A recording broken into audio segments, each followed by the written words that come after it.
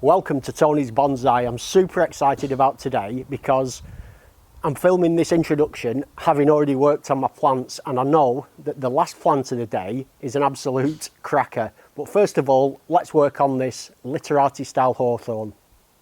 I've shown you this tree before. It's got some lovely shape to the trunk.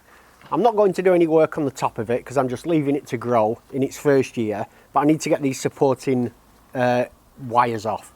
I like to use this method of supporting trees just with some garden wire attached to the edge of the washing up bowl. Does a great job of holding the tree in place. It really would have been very difficult for me to wire the roots in the traditional manner, because this was a collected tree and I had to sort of get it in the right position, and it just wasn't feasible for me to do that. So I used this method. It's held it in nicely, but I want it to strengthen up for the rest of the year, put extra sort of roots out and get used to the wind, because it's going to get buffeted in the winter and it needs to be able to sort of stand up to that. Next on the list is this oak. This is my oldest bonsai tree. I collected this when I was 16 years old, so it's 30 years, and unfortunately I can't move it because it's too heavy. But I want to tell you a little bit about the story, and I want to do a bit of a trunk chop with a branch that I've been bending over, which is quite interesting. You may well be thinking, this tree doesn't look 30 years old, and in a way it isn't. This was the initial trunk. So I grew it for over 20 years in a container. It was my pride and joy. It was a lovely, lovely oak bonsai. And a few years ago, it just started dying. It kind of went out of sync with the seasons. The leaves wouldn't come on until almost sort of June, and it wouldn't drop its leaves until sort of the end of winter. And one year it just didn't leaf out at all and it was gone. I've just zoomed in on the base of the tree, and this is where the trunk was. And when it died, I cut it off with a saw. It's quite difficult for me to show you the structure of the tree because it's in leaf, but you can see what happened over the following years. I mean, I was initially quite upset, obviously, that my tree was dead, but what then happened is, from the base, it sent up loads of suckers, and I started wiring them about 3 years ago and developing them into a raft style. I think one of the great things about bonsai is some of the lessons it teaches us about presence, and in this case it was about acceptance. You know, I had no choice but to accept that the initial tree was dead. However, by doing what I could, cutting the trunk off and just leaving it, it's developed into something that I really now prefer much more than the original tree. So you just never know. The reason I've selected this angle, this trunk came off at a real crazy angle. So what I've done is I bent it round here and tied it to the edge of the pot to create this movement. And my plan was always to cut this off and use this or this as the new leader. So today's the day. If it's not set in position, however, I will tie it back down, because you know I do want this movement in this trunk.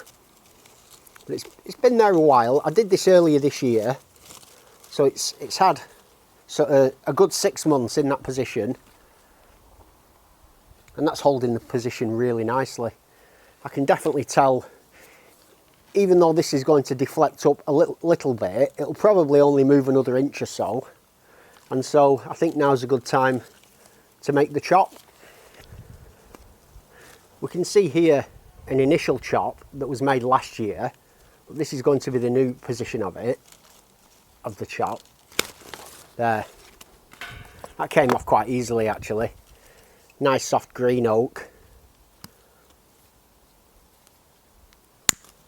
There we go.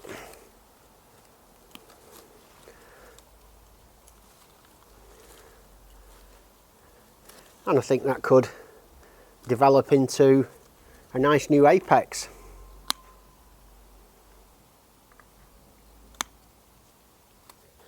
I'm really happy with how that's gone there. From this angle now, with this branch removed, you can see the old wound in the centre, the branches coming up. And I got a new sucker here this year, and I'm going to develop this into another trunk to kind of fill this space. So I've already wired it. I'll probably wire it again next year, just to start bringing it round into this position, because the front is viewed from the other side. But yeah, pleased with that. Next up, we've got a bit of emergency work to do on this little hawthorn seedling that's not looking well at all. I applied some wire to this little tree last year and it was taking on a nice shape, and I've done nothing to it, and I kind of forgot about it really. And it's filled with this kind of weird moss. I think it might be called Scotch moss. And the other day I was looking at it to say, what's happening to it? The leaves are tiny, they're yellow and very pale. And I looked in the bottom and there's like a load of matted root coming out, and I think it's from the moss. So I need to get it out of the pot and take a look and do an emergency repot on this. First thing then, I'm just going to take it out of this pot if I can. Give it a good squeeze. Look at that. How weird is that? These are not really roots. They're just like a kind of slimy coating on the surface. There's roots underneath. It's just gone to like a muddy paste. How strange. I've got my root hook here. So all I'm going to start off by doing is teasing away all this moss on the surface.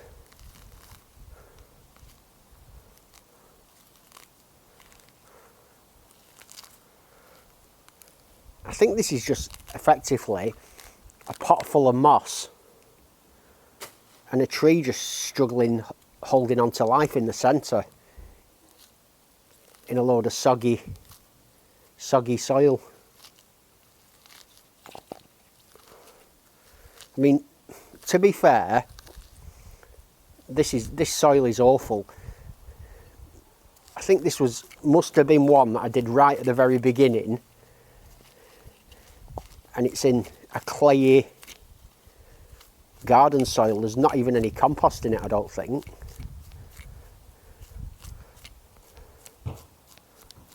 I've got a tub of water here, so that I don't damage the roots too much, I'll just let the water get rid of all this soil. And hopefully the tree has still got some decent roots that will be viable. And this is not a great time of year to do this, but this is a very young tree, and although hawthorns don't like having the roots messed with, they're not as soft as some people think.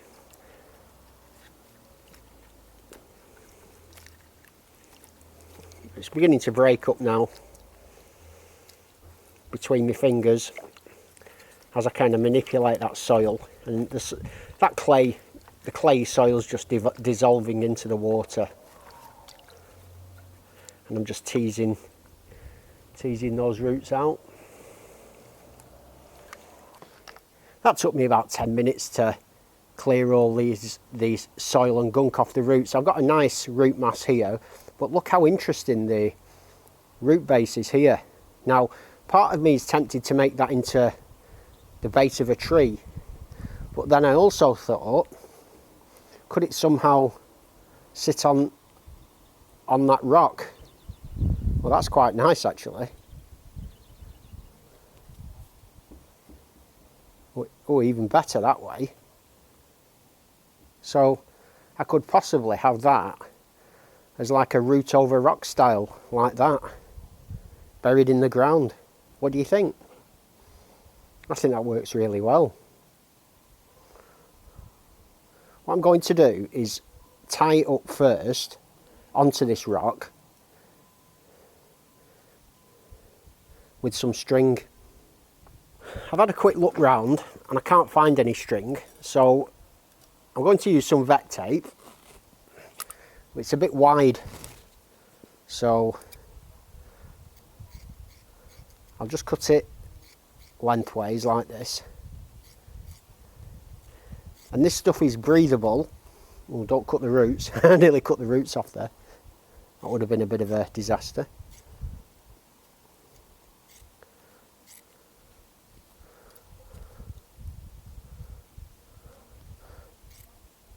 That's not the easiest job. I'm sure there must be an easier way to do this. This seems like hard work. You know, sometimes you're doing a job and you think, I'm making this more difficult than it should be. But I think that'll be enough there.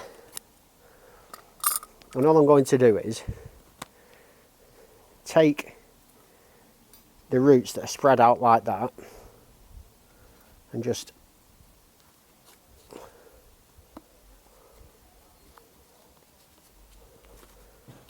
wrap this around like that. Basically just using this instead of string. I'll put another piece on.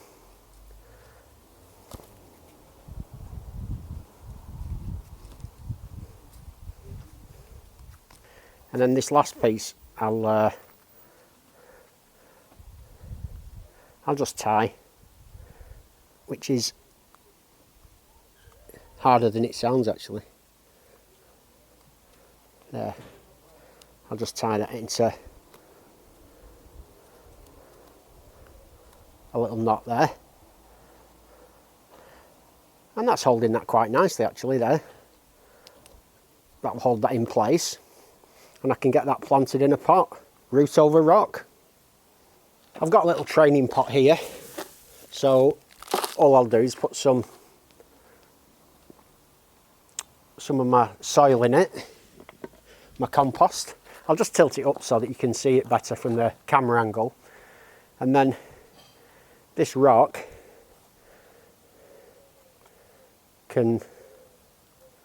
I'll spread the roots out so that they kind of radiate out to fill the pot, like that. And then just fill that in. I've been wanting a root over rock for a long time. I tried it on, I think it was a $50 bonsai challenge, and it didn't work out. But this has just worked out really nice, seems to have worked out really nicely. Now I'll put more soil in than there will eventually be. I'll have more of the rock exposed in the long term, but just in the short term, I'm just interested in keeping this tree alive, keeping the roots moist, so that it's got the best chance of survival. And look at it from this side, even from this side with that trunk coming down and around, it's going to look great. So it'll look good from both sides, this one I think. I'm going to get that watered in straight away. Get some water on this straight away. Give it a real good soaking.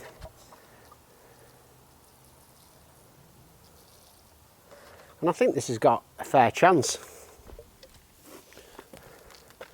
Had I known how good that root structure was under there, I think I may have left this till the winter to do. But, you know, it's done now. There's no going back in time.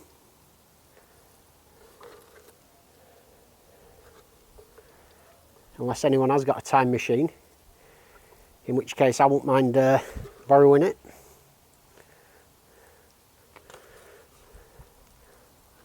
Lovely.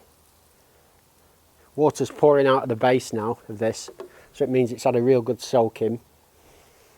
And I'll keep you up to date with this tree in the future.